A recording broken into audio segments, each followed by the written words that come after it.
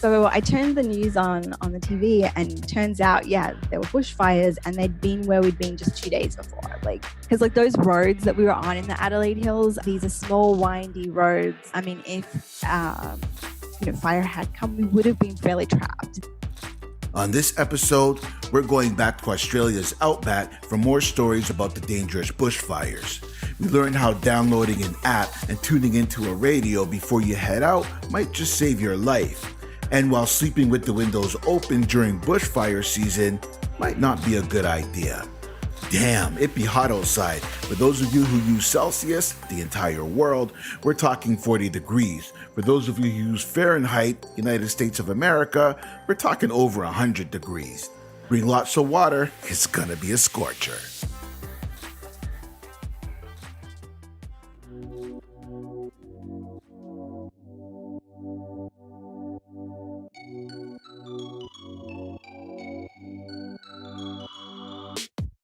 You're listening to the Travel Horror Stories podcast, a show that listens to real stories from travel bloggers and travelers just like you.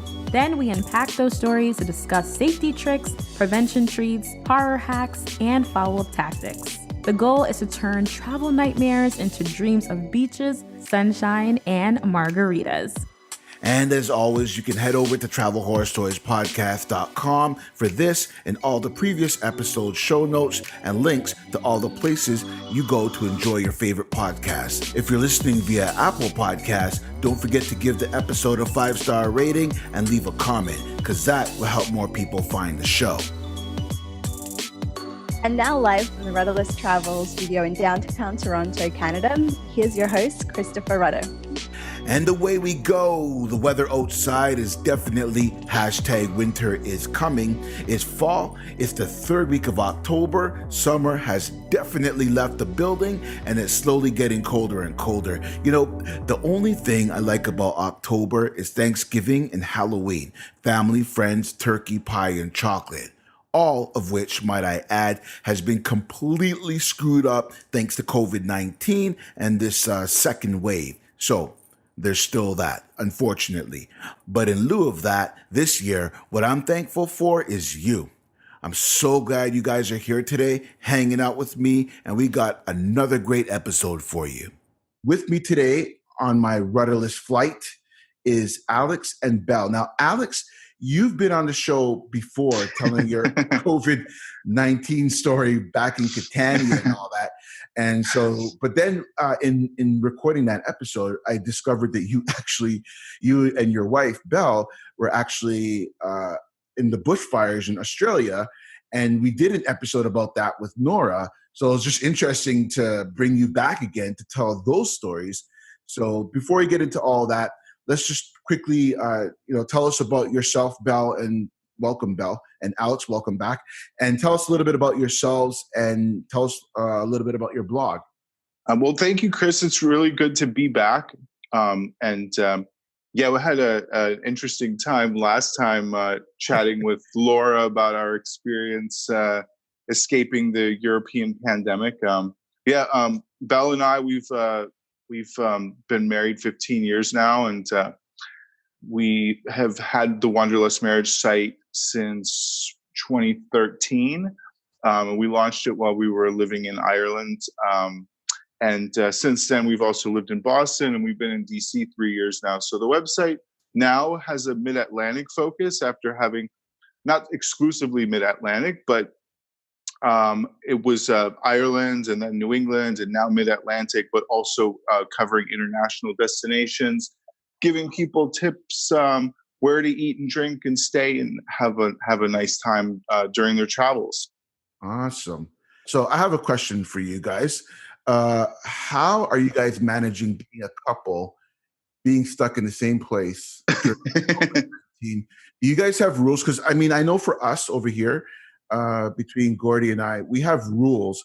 Like there's certain times where I'm banished to the office and she's in the bedroom because we're in a condo. And there's certain times where we're just completely separated, and because we literally cannot be around each other all the time. It's quite interesting experience to try to test relationships. So I just wonder, how are you guys faring during this relationship testing time?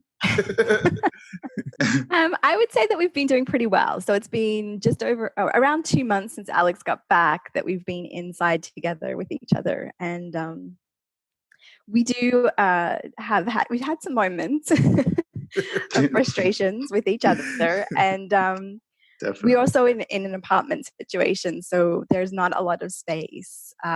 There are some rules for, I think, during the work day where, if you need your space, we are separated from each other. And I guess like we've been sort of coping with it by having stupid inside jokes that nobody else would find probably pretty amusing, but we've somehow managed to amuse ourselves.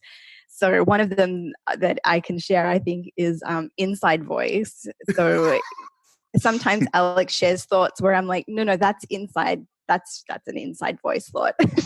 Please don't say that out loud. So we have these jokes like this where it's just now that we're spending all day, every day together. And we have spent a fair bit of time together working remotely before, but not so confined.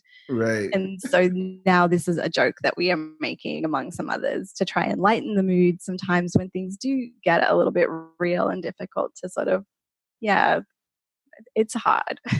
Yeah.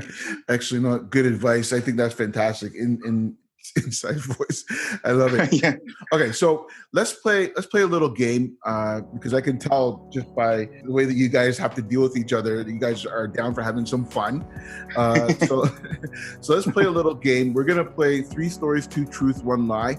Now, Alex played this game last time, so Belle, this is 100% on you. Alex is not allowed to participate because he probably knows if you're lying or not. So you're going to tell me 3 quick stories, and I'm going to try to figure out which one is a lie. Okay, so, all right, the first one. Let's see.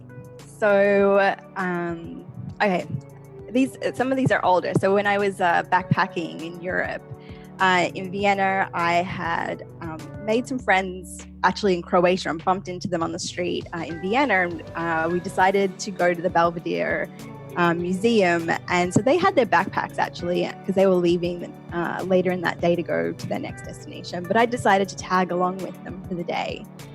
And so we were crossing the street and it was kind of a dreary, rainy day. And the Walkman had turned from green to flashing red.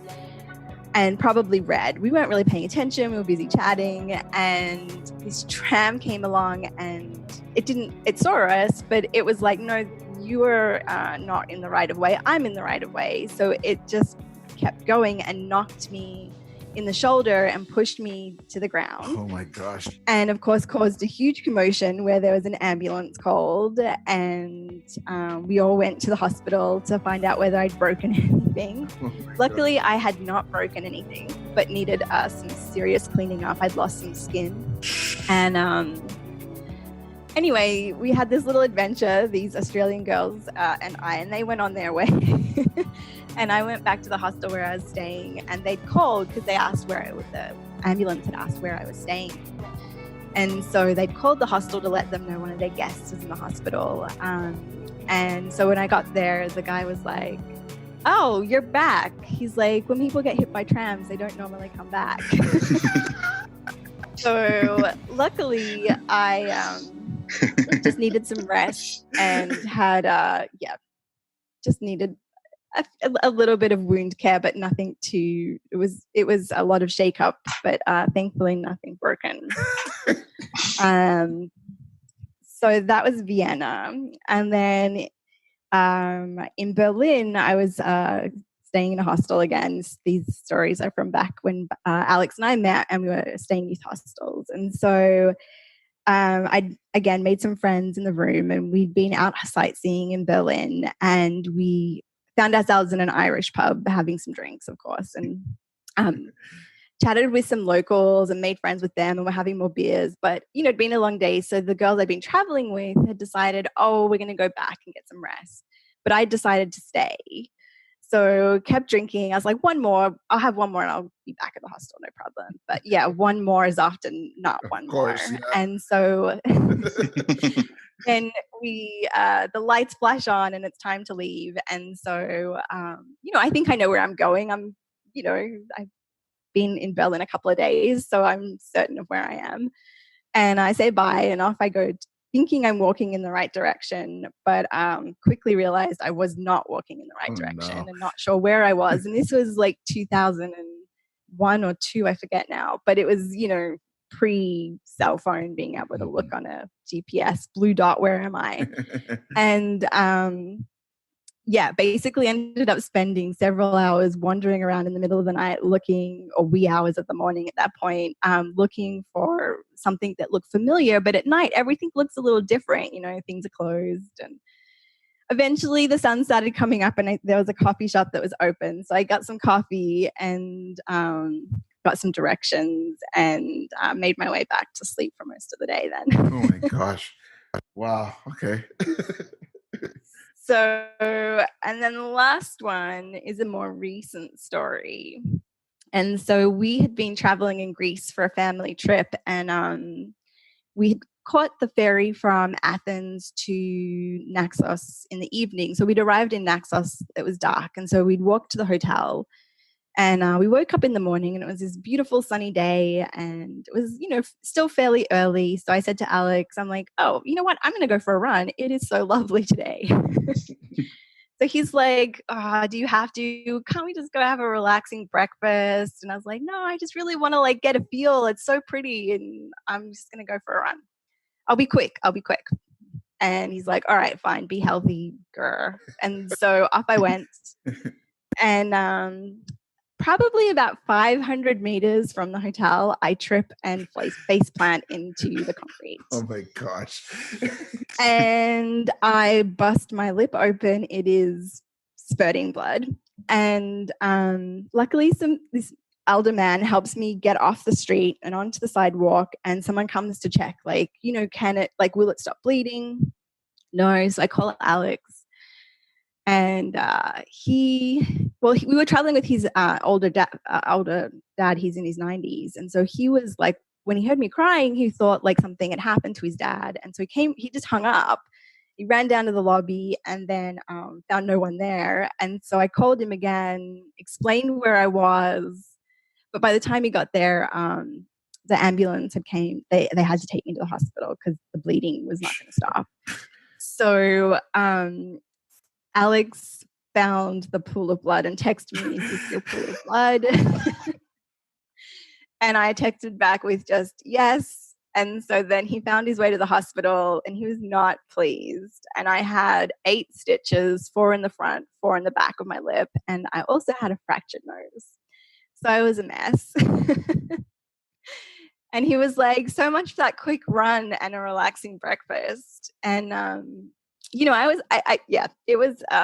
made the trip difficult because it was hard to eat.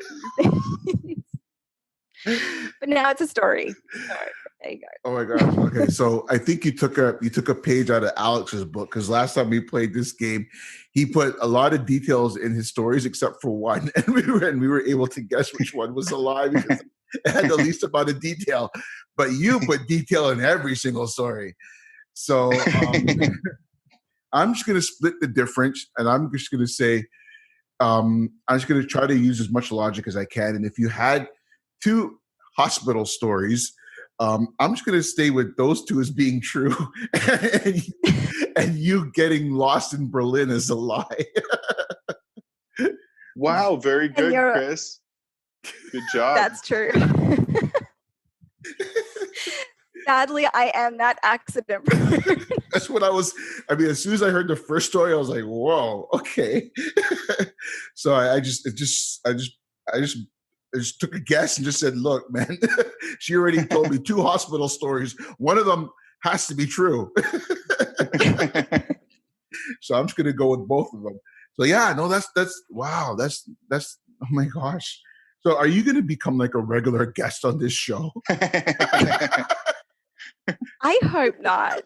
So we have talked about running, because I really love running in new locations, because it's a chance to really, you can cover a lot of ground when you go for a run. I mean, it is challenging because you need to pick where you run and stuff like that carefully and things like that. You don't necessarily know what the neighborhoods are like, but you do get a sense of a city in a way that you don't. I even went running in Mexico I stayed on the main street, but I didn't feel unsafe in Puebla. It was fine, and so I really love it. And after the accident, the first one I went, we were in Chicago, and we were meeting someone for dinner, and I said, I'll be quick. And Alex was like, don't say that. You all know what that means. Mm-hmm. Don't jinx it. He's like, please be careful. And so I do have to be careful because I am a little bit accident prone. And, even when I'm at home, I'm accident prone. So Awesome. Those are fantastic stories.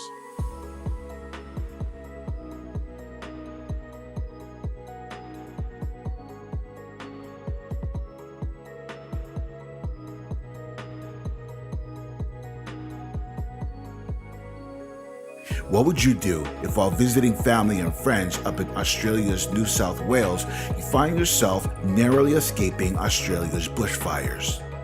So I understand that you're from Australia. So how did that come about? I mean, were you visiting Australia again, or was this a time when you were already living there, or so how did that come about? Yeah, so I mean, I lived there until I was 24. So, I've been around bushfires. I grew up in a country area and had friends that were in the voluntary firefighters.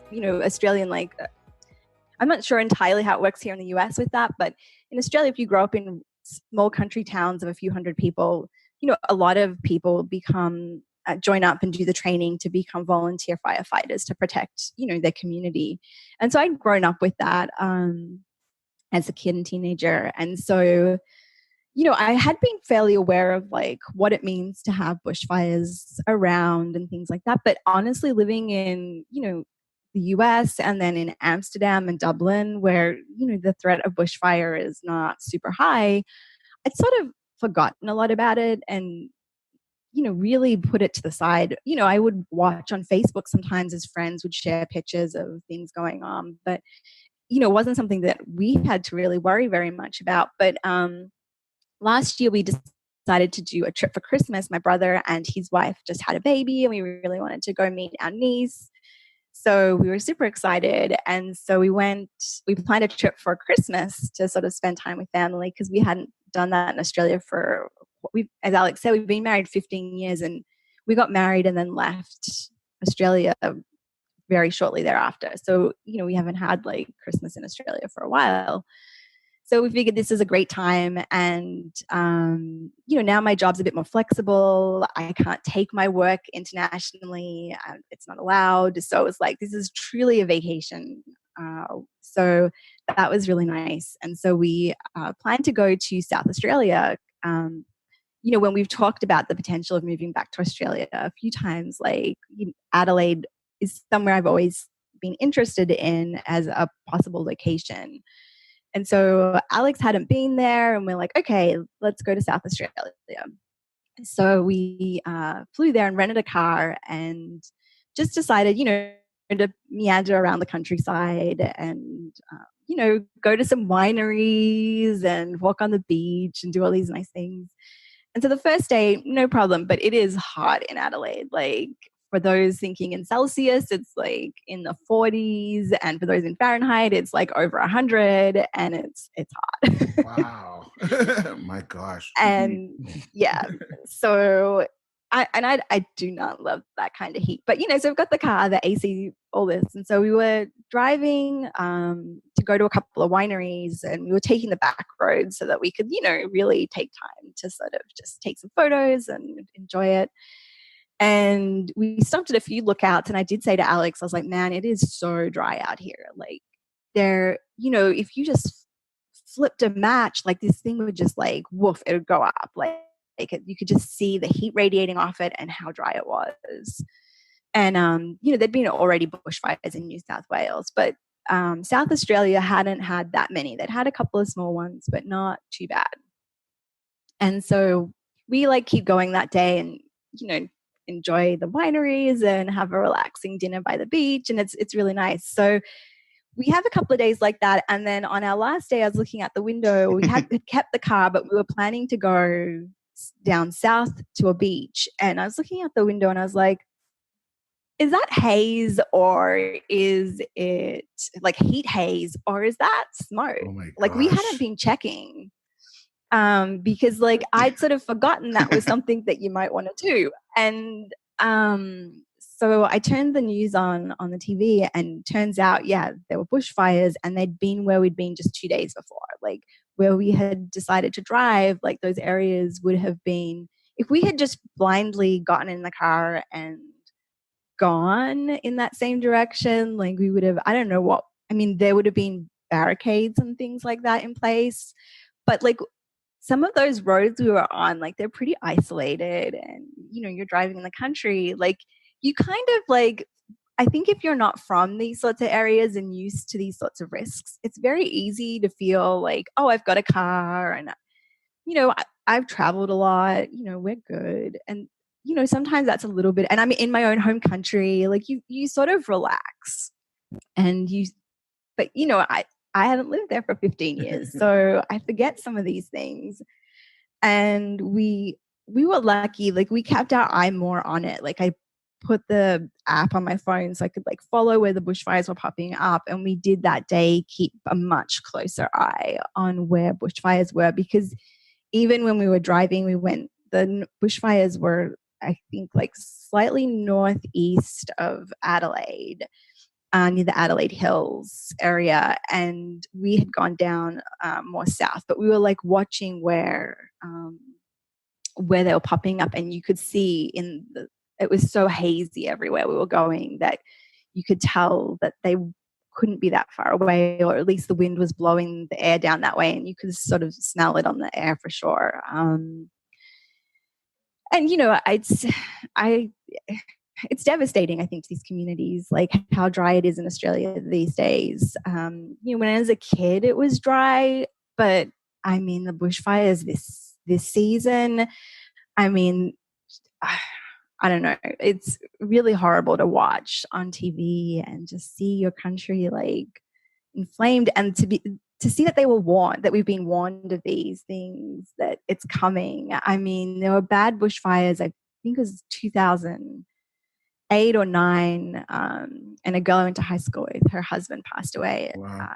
Trying to fight the fires. Oh my and gosh. so, you know, it's real in Australia. Like most people have family who fought in the fires, and some people have got family who, you know, have passed away fighting those fires. And the fact that we're not doing more to try and like sustain the environment there, like it's so beautiful. It's such a beautiful country. Like the countryside is amazingly beautiful to explore, and the culture, it's really lovely. And we're just sort of, I don't know, not paying enough attention to mining practices that go on in Australia. I'm not up on all of the issues these days, but yeah, the government there is not that great. And I mean, the Prime Minister, when we were there, he actually was on vacation in Hawaii, and I think it was an undisclosed location for a while. And while this was happening, like New South Wales was on fire, and South Australia, and I think there was a couple in Victoria as well at that point. And he was on vacation, and people were just like, "You're so out of touch. Like this country is like, you know, on fire, and you're in Hawaii having a vacation, lovely, fancy vacation with your family." I think after we left Malakuta, which we used to go to when I was a kid, like that's the town where people were on the beach getting in boats, and it had just, you know, been caught sort of a little bit by surprise, because, you know, fires are really unpredictable. That's one of the challenges with fire, is that like they can predict it might kind of go this direction, but all it takes is for one wind flip and, you know, it completely changes, and that's hard to predict. This segment is brought to you by GPS My City. Do you love exploring cities on foot at your own pace? Well, GPS My City's mobile apps, available on iOS and Android, feature self-guided city walks and GPS-powered travel articles written by travel bloggers and travel content creators for over 1,000 cities worldwide. Visit the link in the show notes to learn more. All right, let's break this down.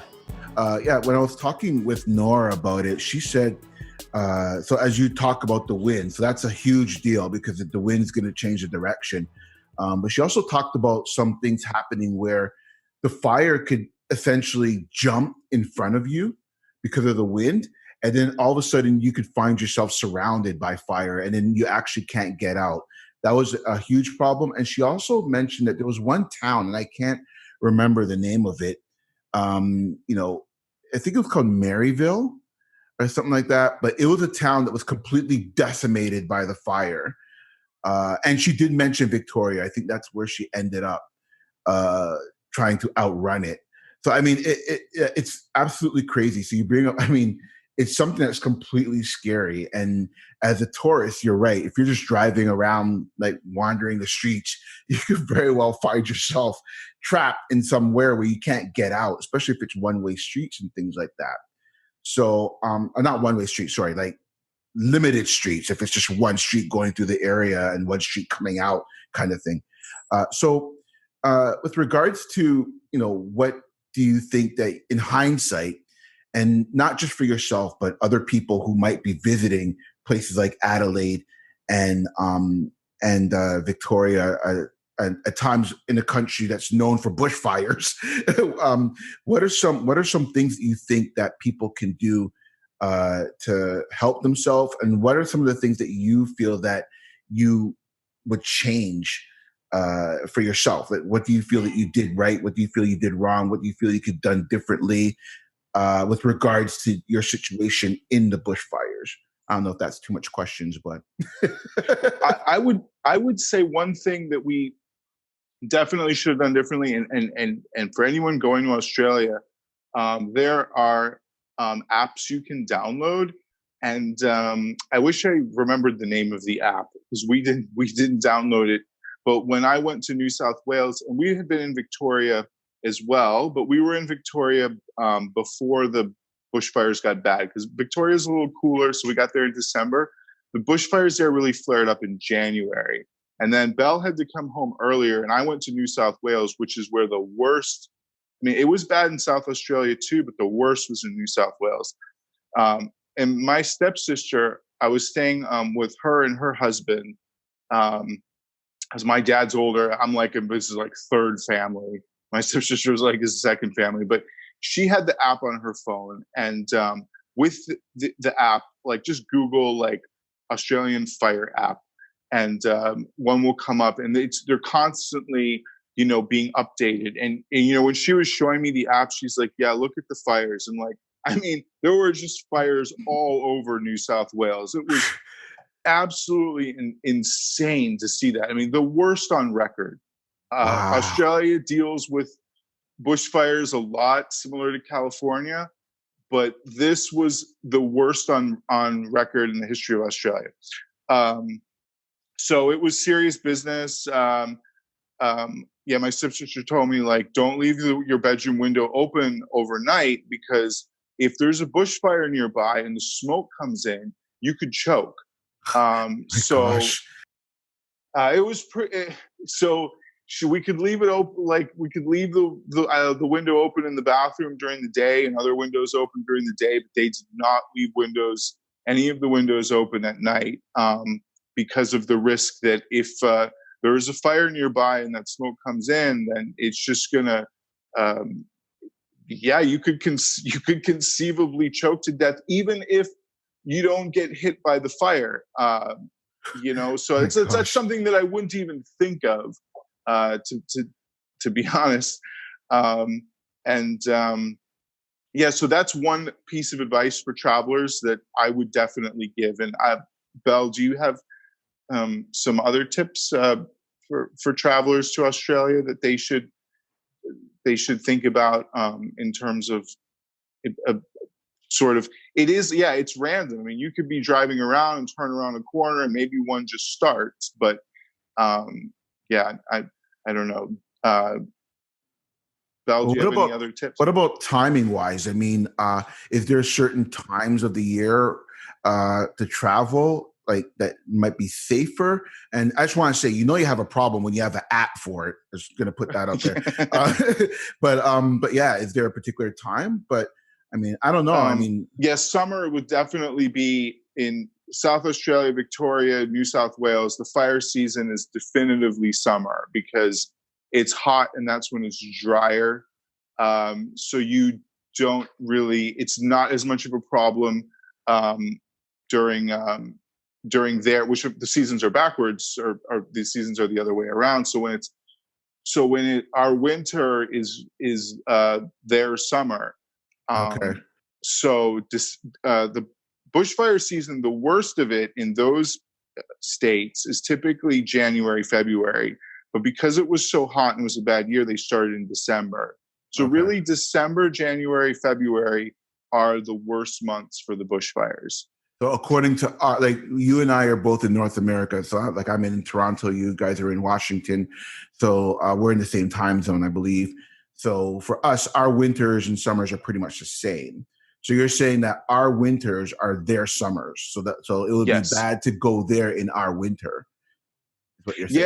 Yeah, and it's a great time for us to go there. That's part of the reason why, like when we go back to visit Australia, I really like to go during what amounts to bushfire season because we're escaping our winter. Exactly. I mean, and it's warm there. It's lovely. It's t-shirt and shorts weather, and it's a proper vacation. Yeah, it's also bushfire weather too. But it is bushfire weather as well. Yep. Yeah. Yep. You can't get it all. There's almost always just something bad with something good. Yeah, fair enough.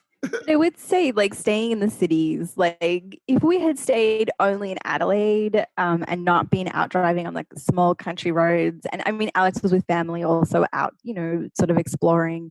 If you're in the cities, bushfires are not something that's really a huge threat to you. Okay. It is really the smaller communities, and if you do decide to go out on the country roads, I mean, in Australia, they can be desolate, and you are surrounded by beautiful outback, like the gum trees, the smell. It's wonderful. Looking for koalas in the tree was a favorite pastime as a child. Also, I'm sure our parents loved us doing it because it shut us up, basically. But it is lovely, and so you should try to go out and do that because it's a great experience. But you do need to turn the news on in the morning and check, are there bushfires happening on the route that you're planning to take that day? And then, as Alex mentioned, there's an app, you can watch that. I mean, in rural Australia, you might not have up-to-date access always. Right. With, the cell phone service is not super, always comprehensive, but just keeping an eye on it in the morning can still be helpful. Right. Because like those roads that we were on in the Adelaide Hills, I mean, if fire had come, we would have been fairly trapped. These are small, windy roads that are not, they're not super high. We were not taking the highways anywhere. We were deliberately trying to get away from that. And it is beautiful, and you should do it. I highly recommend doing it, but you should just be cognizant of the surroundings. Right. And that's true anywhere when you're traveling. Like, I think it's easy to forget sometimes, and you sort of apply the rules of home, but you really shouldn't. You should be a little bit more like vigilant on like what's going on in your surroundings, because it's not your normal. And even though it was my old normal, it's not my current normal. And so, yeah, nothing is normal anymore. No. Oh, I know nothing's normal. Yeah, but without the app on your phone, I mean, you could drive, you could escape one fire and potentially even drive into another one. Yeah, but it was not. I was in. When I was in New South Wales, I was in Raymond Terrace, that's where my stepsister and her husband live, which is just north of Newcastle, a couple hours north of Sydney. So then I was also in Sydney, and the air quality from the bushfires was like Beijing.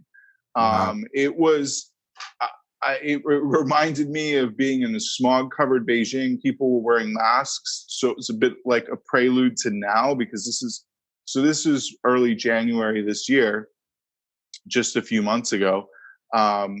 And been quite a year between escaping my trips this year have been nuts, escaping COVID in Europe, and then the bushfires in Australia. And I did this gorgeous hike from Bondi Beach. There's a beautiful 6-kilometer hike from Sydney's Bondi Beach to Coogee Beach, and I did that hike, and it was gorgeous, but there was the smoke was covering that area as well. I mean, I have videos that some of my videos I posted on in Instagram stories. People were like, "Oh my God!" Like you could just see the smoke covering this gorgeous cliff walk and beachside area. And it's Australia. People are chill. Everyone, the beach is still packed with people, even though it's, covered in smoke. I caught up with some old friends. They met up with me in Sydney. We met at a rooftop bar, and I meet up with them at the bar, and they're like, "Holy crap!" They're like, "Look at the video." They came in. They live in Campbelltown, which is just not far outside of Sydney. So they caught the train in, and they showed me a video. They could just see this huge fire from the train, and they recorded it coming into Sydney, and they showed me the video, and I was like, man, that's just absolutely nuts. And then just something to add, like just travel horror stories. When I was staying at my stepsister and her husband's house, my mom passed away as well.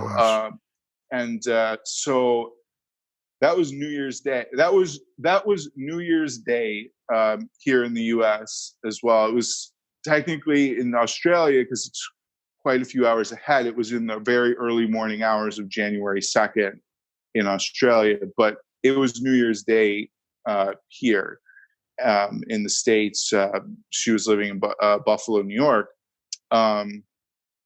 So I was, and she had been sick, but it still really caught me off guard that it was that soon. We went for Thanksgiving, and the last day I saw her was on my birthday at the end of November.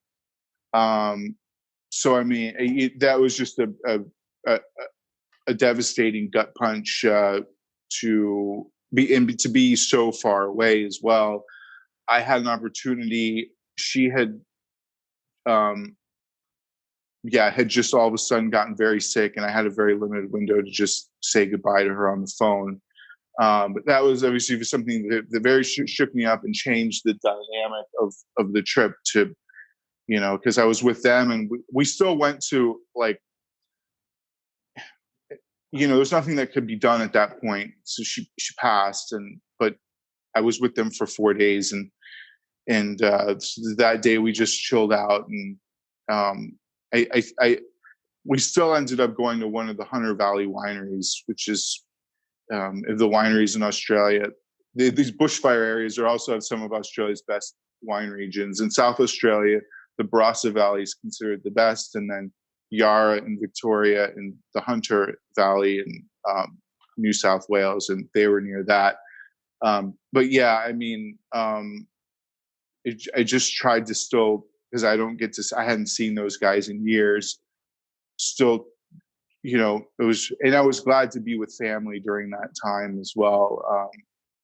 But yeah, quite it's been a rough year for all of us. And this year, just from the very beginning, just kicked me in the face. So gosh, I mean, I'm so sorry you had to deal with that, because I can't even imagine.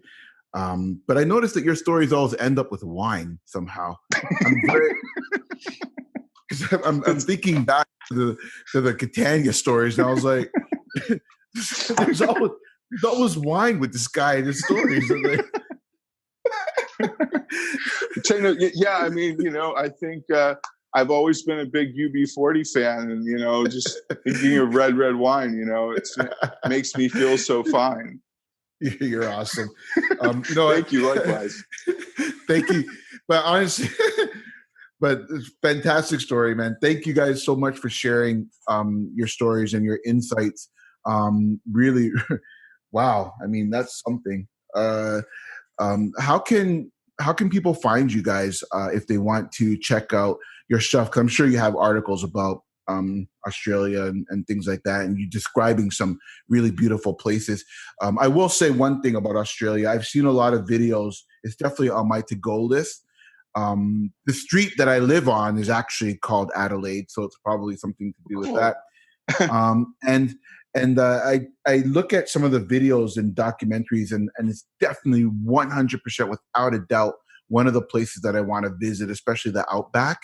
But then I see these desolate roads, and all I think about is if my car breaks down, I don't know what the hell I would do. Like with no Wi-Fi signal. I think there was actually a show about like one of those Survivor Man shows or something like that, where he had to try to survive in the outback, so try to find water, and he was giving all these tips about finding cactuses and things like that. And it was just nuts. And I was like, wow. So that kind of like, I think I'm just going to stay in places like Sydney and Adelaide and Melbourne, where there's actual civilization. No. But no, I kid. I would definitely want to go out and explore the outback. So yeah. So definitely send me some links with some places to visit, and I'll definitely put them in the show notes so people can check that out. But where can people find you guys on the internet? So the website's wanderlustmarriage.com. And then we're on Facebook, Twitter, Instagram. Instagram's the one we use the most. So the Instagram handles at Wanderlust Marriage. And then I also have another Instagram account, travelguide_Alex, because I solo travel a lot as well. Belle's not always with me. And then maybe some other things that I wouldn't share on Wanderlust Marriage, I put on Travel Guide Alex. And so, yeah, those are the main places. And I would say for people, if you're going to Australia, if you're traveling out in the country, I mean, it's a good tip here. Make sure to have plenty of water with you. If you do break down, if you have multiple days worth of water and you have food, they may be very desolate and there's a few cars coming by, but eventually someone will come by. Hopefully that's a decent person that will help you. But there definitely tends to be some camaraderie in those parts because there are such few roads. So almost anybody would stop and help you out. But, it's life. There's always a few bad apples out there. So, I mean, you could get unlucky, but you'd have to be pretty unlucky. There's always a chance something bad can happen, anywhere at any time. Awesome. That's a perfect tip. So thank you guys so much for being on the show. You guys are awesome. Hey, thank you so much for having us. You're awesome as well, Christopher. Yeah, thank you. It was fun. Yeah, it was fun. And Belle, if you want to come back on the show to share any one of your injury stories, you could do a whole show just on injuries and insurance, because that's something that is quite popular on the show. So I do have some tips on because I did end up having to travel with a broken foot. All right, look. But I broke it here. So. Oh my gosh. Yeah, another one. Yeah, for Ireland. Yeah, you could take a whole episode of just all of the hospital visits, and then in Ireland, yeah, she's got hospital visits in Austria, Greece, and then traveling in Ireland with the broken foot, a fractured foot that she was in a boot. So she's got all kinds of hospital and injury stories to share. All right. We'll be in touch. Cool. All right, Sounds thanks, good, guys. Thank you. All right, case closed. That's it for this episode. I hope you enjoyed it. Don't forget that you can listen to this show over at www.travelhorrorstoriespodcast.com. And if you're listening on your mobile device, please take a second to give the episode a 5-star rating and leave a comment. It really helps the show, and its episodes get discovered by more people. Plus, your feedback will help me tweak and change the show to make it the best show on the internet. Yes. Cheers.